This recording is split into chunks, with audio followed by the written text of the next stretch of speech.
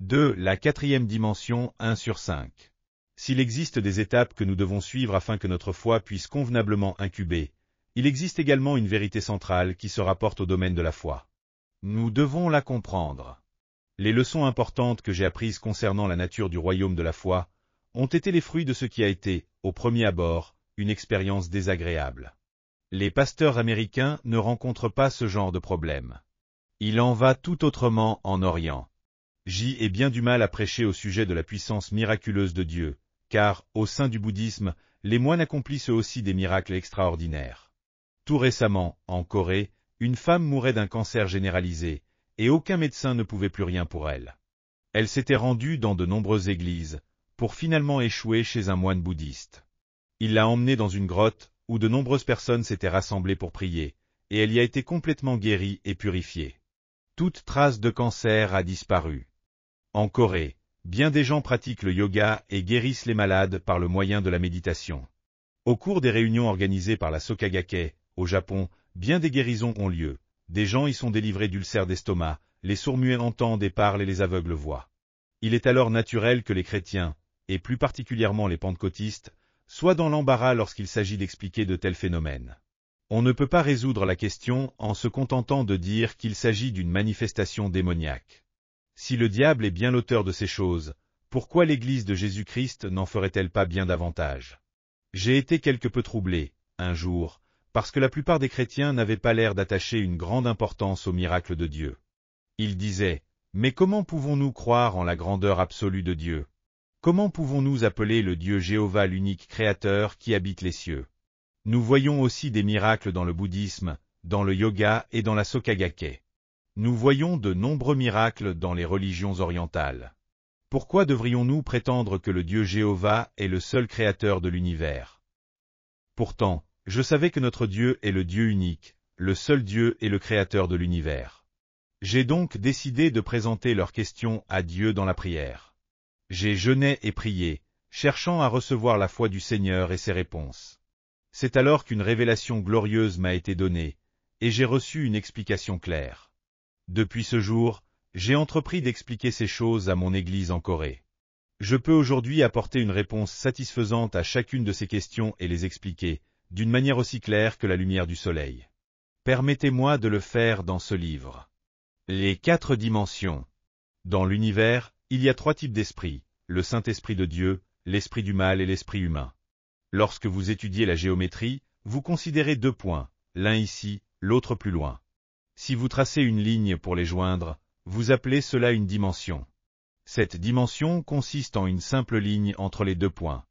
Mais si vous ajoutez des lignes par centaines de milliers, la première dimension en crée une seconde, et vous avez alors un plan. En mettant un plan au-dessus de l'autre, vous faites facilement un cube. Vous avez alors la 3e dimension. Le monde matériel et l'ensemble de la Terre appartiennent à la 3e dimension. La première dimension, la ligne, est contenue et par conséquent contrôlée par la seconde dimension, le plan. La seconde dimension est contenue et par conséquent contrôlée par la 3e, le cube. Mais qui crée, contient et contrôle la 3e dimension, le monde cubique? Vous trouvez la réponse en Genèse 1:2. La terre était informe et vide, il y avait des ténèbres à la surface de l'abîme, et l'Esprit de Dieu se mouvait au-dessus des eaux. Si vous étudiez le texte hébreu de ce verset, vous en découvrirez le sens exact. L'Esprit de Dieu incubait ou couvait au-dessus des eaux. Ce monde chaotique appartenait à la 3e dimension, mais le Saint-Esprit, qui est représenté ici comme couvant au-dessus de la 3e dimension, appartient à la 4e dimension. Ainsi donc, le royaume spirituel de la foi appartient à cette 4e dimension. Puisque le monde spirituel embrassait la 3e dimension et la couvait, c'est par l'effet de cette incubation de la 4e dimension sur la 3e que la terre a été recréée. Un nouvel ordre est né du précédent, et la vie est issue de la mort, la beauté de la laideur, la pureté de l'impureté, l'abondance de la pauvreté. Toute chose a été créée belle et merveilleuse par l'incubation de la 4e dimension. Dieu a ensuite parlé à mon cœur. Mon fils, comme la seconde dimension contient et contrôle la première, et la 3e contient et contrôle la seconde. Ainsi la 4e dimension contient et contrôle la 3e, produisant par là même une création ordonnée et belle. L'esprit est cette 4e dimension. Tout être humain est un être à la fois spirituel et physique. Il possède dans son cœur la 4e dimension aussi bien que la 3e. Ainsi donc, en explorant la sphère spirituelle de la quatrième dimension, par le développement des visions et des rêves qui se concentrent dans leur imagination, les hommes peuvent couver et incuber la troisième dimension, l'influencer et la transformer. C'est ce que le Saint-Esprit m'a enseigné. Il serait donc tout à fait naturel pour les adeptes du yoga ou du bouddhisme d'explorer et de développer leur quatrième dimension humaine, leur sphère spirituelle. Ils pourraient très bien couver, eux aussi, sur leur corps, grâce à des visions précises et des images mentales de bonne santé. Dans l'ordre naturel, la quatrième dimension a autorité sur la troisième, et l'esprit humain, avec certaines limites, peut commander et créer. Dieu a donné aux êtres humains le pouvoir de diriger le monde matériel et de le dominer. Ils peuvent assumer cette responsabilité grâce à la quatrième dimension. Or, en explorant et développant leur être intérieur et spirituel, les incroyants peuvent, de la même manière, dominer la troisième dimension, ce qui inclut leur maladie physique. Le Saint-Esprit m'a dit ensuite, pense un peu à la Sokagake. Elle appartient à Satan. L'esprit humain de ses membres s'unit à l'esprit de la quatrième dimension mauvaise, et avec cette dernière, exerce sa domination sur le corps et les circonstances.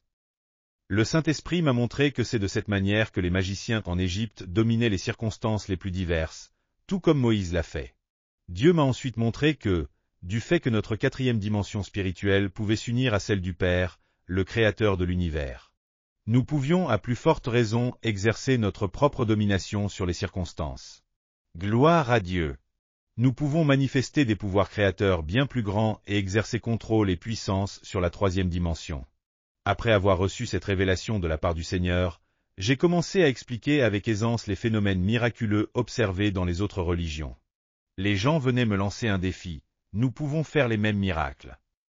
Je leur répondais, oui, je le sais très bien. Cela est dû au fait que vous possédez, dans votre esprit, la quatrième dimension. Vous développez cette capacité et vous pouvez dominer votre corps et les circonstances de votre vie. Mais cet esprit n'en est pas pour autant sauvé, bien que vous puissiez accomplir ces actes miraculeux. La quatrième dimension à laquelle vous êtes lié est mauvaise. Cette quatrième dimension peut dominer la troisième dimension. Vous possédez un certain pouvoir sur la troisième dimension, et vous pouvez, par conséquent, influencer les événements de votre vie. Le rôle du subconscient. Aux États-Unis, j'ai vu un grand nombre de livres pour aider à développer les capacités de l'esprit. Et cela se répand de plus en plus dans le monde entier, du fait de l'importance que l'on attache au subconscient. Qu'est-ce que le subconscient? Ce n'est rien d'autre que votre esprit. La Bible l'appelle l'homme intérieur, qui est caché dans le cœur. Avant même que la psychologie eût découvert le subconscient, l'apôtre Paul en avait parlé, il y a quelques 2000 ans, puisqu'il avait mentionné dans ses écrits l'homme intérieur. Il y a longtemps que la Bible a dévoilé cette vérité. Les savants et les psychologues insistent aujourd'hui sur cette découverte. Ils s'intéressent aux idées du subconscient et s'efforcent d'en diriger l'énergie. S'il est vrai que le subconscient appartient à la quatrième dimension et par là même possède un certain pouvoir limité, il n'en demeure pas moins que ces gens trompent souvent le public. J'ai été étonné, en venant en Amérique, de lire certains livres que des pasteurs de ce pays m'ont donnés. Ces ouvrages en arrivaient pratiquement à faire du subconscient un Dieu tout-puissant. Il s'agit là d'un grand piège.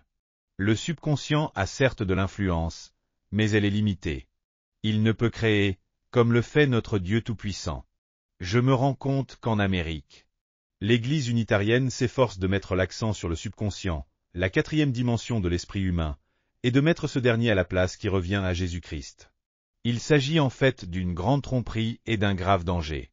S'il est vrai que cet enseignement est empreint de réalité et de vérité, il est tout aussi important de prendre conscience du fait que le diable a la main mise sur une quatrième dimension de nature mauvaise. Dieu est saint, unique et tout-puissant. La quatrième dimension crée toujours et donne des ordres. Elle domine la troisième, par le moyen de l'incubation. Dans la Genèse, l'Esprit du Seigneur couvait et planait au-dessus des eaux. Il était comme la poule qui couve ses œufs et met au jour les poulets. De la même manière, le Saint-Esprit couvre la troisième dimension, et l'esprit du mal également. Je regardais les nouvelles à la télévision aux États-Unis. Une grande controverse régnait dans une région.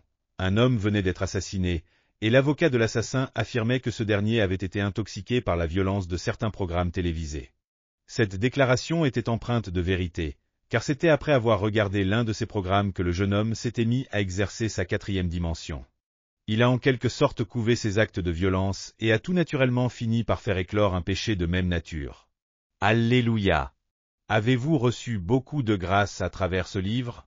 Je vous bénis de tout mon cœur au nom du Seigneur pour que vous soyez de plus en plus armés de la parole de Dieu et remplis du Saint-Esprit, afin que vous meniez une vie victorieuse dans ce monde. Si vous avez aimé cette vidéo, n'oubliez pas de vous abonner à la chaîne, d'activer les notifications et d'appuyer sur le bouton j'aime. Cela nous aide beaucoup à préparer plus de vidéos remplies de grâce. Nous nous retrouverons avec joie dans la prochaine vidéo. Que Dieu vous bénisse grandement.